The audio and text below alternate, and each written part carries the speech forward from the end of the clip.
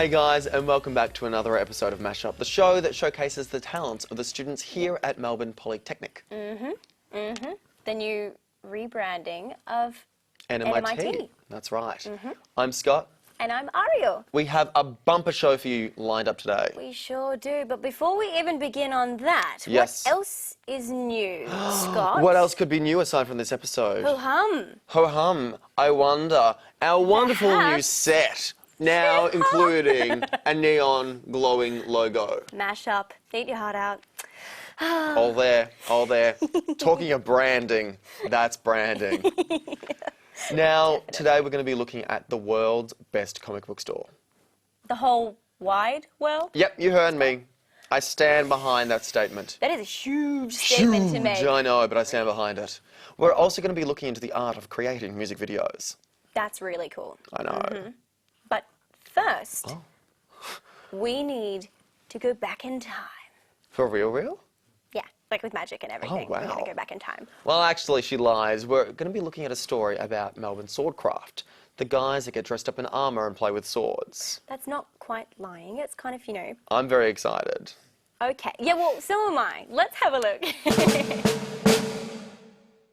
Archers up! Go to the far flank! Left side! Archers, left side! Go! Don't worry about the news! Now we have Britain.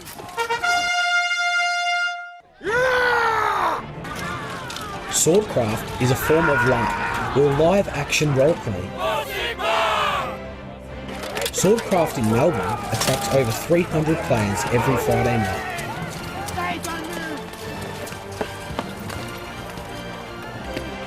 Sneaking! Players can dress up in costumes such as armour, and use weapons such as swords and bows and arrows.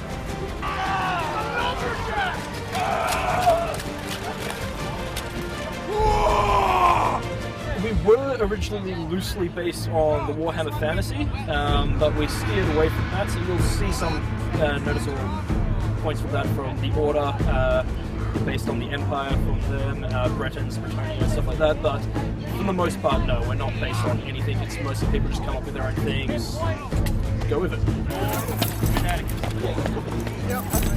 You get to fight, you get to do fun things about the people you're with and people around you. What I think is a bit more important and a bit more special for me is the weekend events. My character actually started out from a D&D game.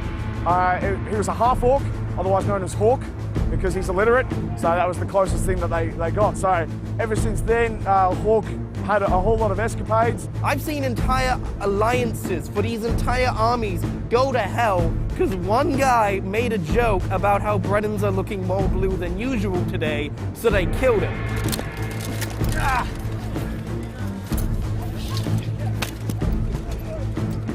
First night, we'll give you a sword and shield, you'll run with a new player militia sergeant. He'll teach you how to fight safely, how to defend yourself, and you'll run with that group for the night so that you're not out there on your own just going, oh my god, what am I doing? There's 500 guys running towards me now. Being out here, doing what I sort of enjoy, which was doing sword fighting for stage, and then being with people doing it, so it's good fun. Your actions, no matter where you are, no matter high up or high low, can have consequences and can change the game. And because the game changes based on how well you fight and how well you do, there's really unlimited options for what's going to happen. There's nothing controlling where this goes. Being able to actually put on all this armour and everything once a week and being able to hit people at the same time, but also around a great bunch of mates, all here to have a good time, all here for the same reason, so it's just a good community atmosphere. Really amazing. I know. That is the coolest thing ever. I want to go and join them. Can we go right now? Let's go. Too. I don't think they're playing. I think that would be awesome if we could do that. They looked so in character.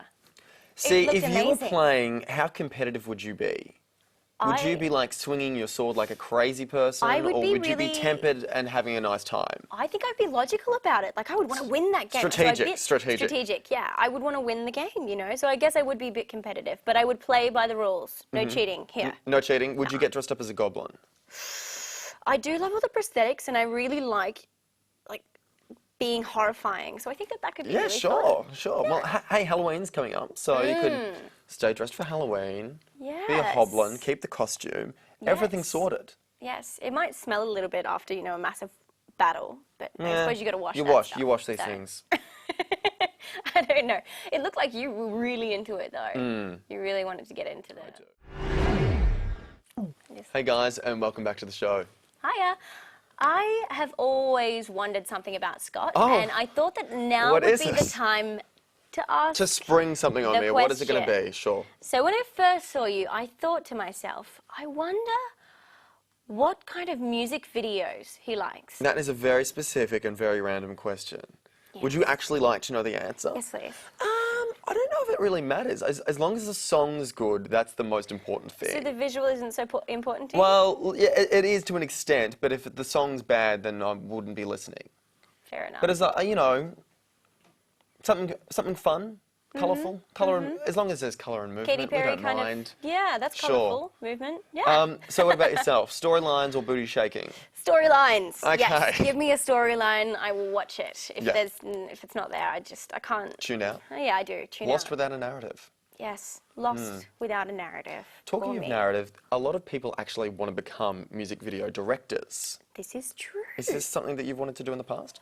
Ooh, not particularly, but I do love that when somebody says, I'm a music director, you know, they just seem so cool. I thought that was a pretty cool thing. Well, we actually have a story about one, so let's take a look. We sure do. My name is Warwick Hughes. I run a business called Sink or Swim Productions, and I make music videos for a living.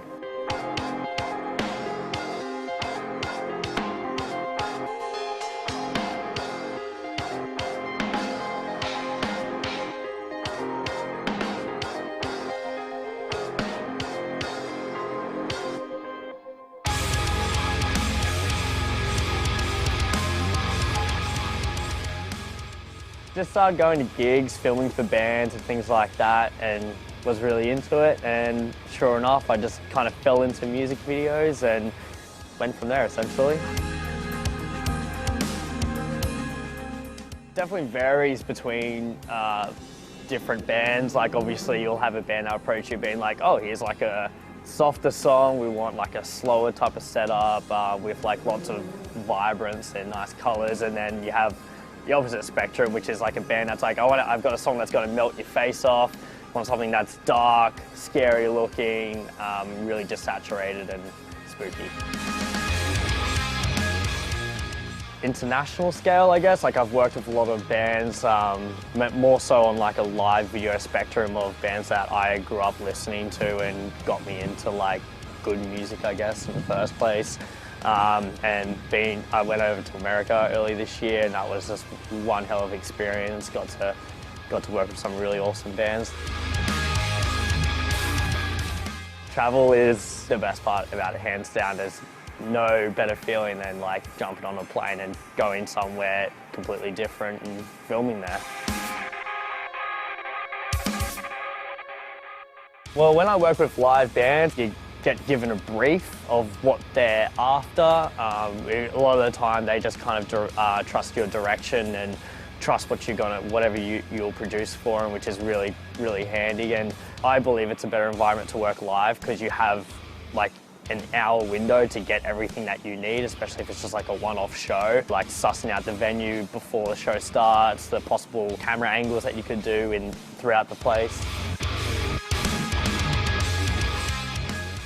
Throw yourself in the deep end and learn from your mistakes. I've been doing music videos full-time for the last year and a half now, and I've only, in the last probably 6 months or so, just finally got like a good system that works well for myself and my clients.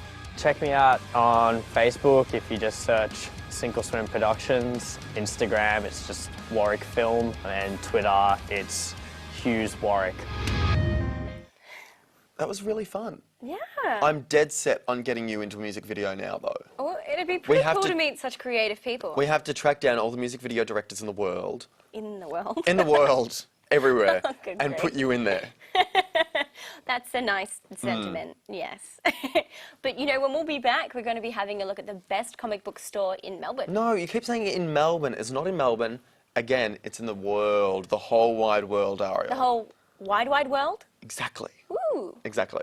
We'll be back right after this.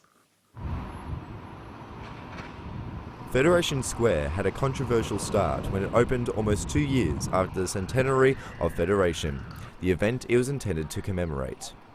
The design was controversial, with Barry Humphries likening it to a pile of rusty Kiro tins. In 2009, it was judged one of the world's 5th ugliest buildings by Virtual Tourist, who described it as frenzied and overcomplicated. The chaotic feel of the complex is made worse by a web of unsightly wires from which overhead lights dangle. But the Australian Financial Review has more recently reported that Melburnians have learned to come to love the building, citing the record number of people using and visiting it. And welcome back. Now, Ariel, I'm wondering, have you ever been a comic book fan? I have to say, unfortunately, no. No. But I love all of the comic book movies. Okay, so would you ever go back? Would you see the film and then go back to the comic book? I find it a little bit hard to go back. You know, Well, it's because kind of, you're it's almost not the getting your same. cheats as well. Yeah. If you read the comic books, you know what's going to happen. And it's such a visual thing as well. Yeah. It's not really the same. I'd probably get a bit nitpicky. Nitpicky? That's the one I was looking Is that the for. one you're looking for? To be honest, though, I've got to agree that I've always sort of watched the movies first, like X-Men and Batman and Spider-Man and all those films. Like, I've watched them first, and then I might pick up a copy of the comic book because I've loved the film so much. If you could be any comic book hero, though, who would you be? The Hulk. The Hulk? Yes. Because you like the colour green, or...? Because... Or because of your age, she's very angry. She's very angry. Like, I'm not going to say what happens during commercial breaks, but this girl gets mad. Maybe. Why do you think we've gone through several sets? Because I hulked? I don't know. See, for myself, I'd probably go for a Batman. Batman? Yeah. Like when I was growing up, you could literally see me walking through the streets of my neighbourhood wearing like a crappy Batman mask, carrying like the stick that we used to hook our attic to pull it down. I'd be like wandering through the streets. Oh, he's so misunderstood. Batman. Yeah. It's cool though. It's very cool. Definitely. Now, we're actually going to be checking out the story that I've been so excited about for the entire show about the world's best comic book store. Yes. Will it live up to its expectations? Will it impress us? Will we love it? Will we... Okay. Let's have a look. Today, we're at All Star Comics Melbourne, in the heart of the CBD. But this is no ordinary comic book store. It's been voted the world's best, beating countless comic book stores around the world. The announcement coming all the way from America's iconic San Diego Comic-Con. I really wanted to open up a store, a comic book store that was a little bit different than what was already existing sort of here in Melbourne and what people had come to expect from comic book retailers.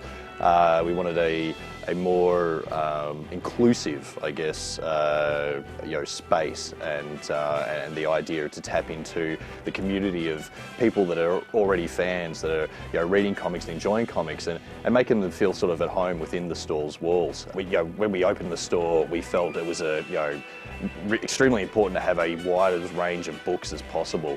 Obviously, for the most part, the store's made up of books from the companies of Marvel and DC, which are obviously majority superheroes sort of related stuff, and a real point of having basically definitely Melbourne's biggest collection of local produced comic books, if not Australia's biggest selection. So that was really important to us as well, and to have those books on the shelf with the regular titles, to have them sort of bleeding into the Marvel and DC comics, so that the idea was that people would sort of see them as they're as legitimate as the major companies producing comics.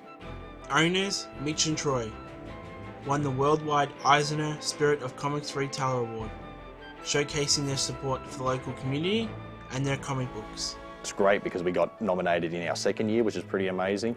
And we didn't win that year. That was last year, but then yeah, got nominated again this year, and you got a joint win. We won alongside an American store in Nebraska, Legends Comics and Coffee, which is one thing we don't have. We don't have coffee, so we've got to work on that. But yeah, so we got a joint first place, which is fantastic, and we couldn't be happier. It's a massive honour for us to get to this point.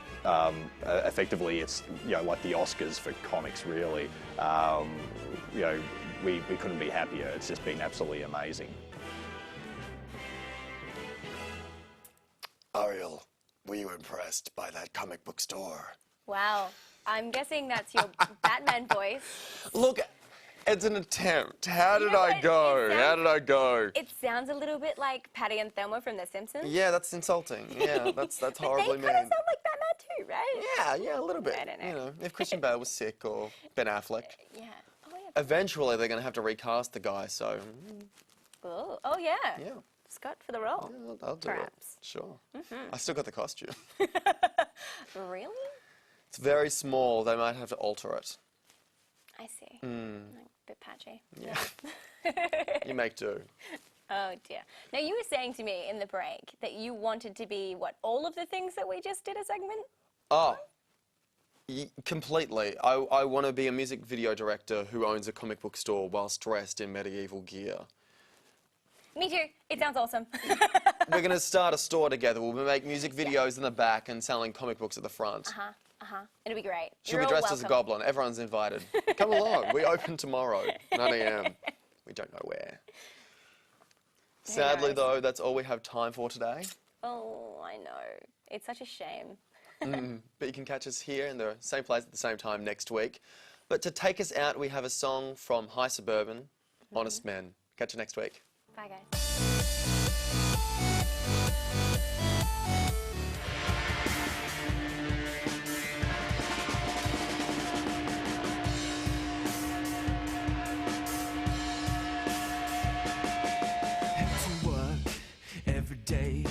Don't work hard, I still get paid. I get bored, ain't it great? Head to work every day with my suitcase, feeling like fuck my pay. I could do better things with my day. Am I weak or am I brave? An honest man is a loyal one when dishonesty is your income. Acknowledgement means I'm not dumb. At least I got my holiday set for the next 5 years. I guess that's a reason to look forward.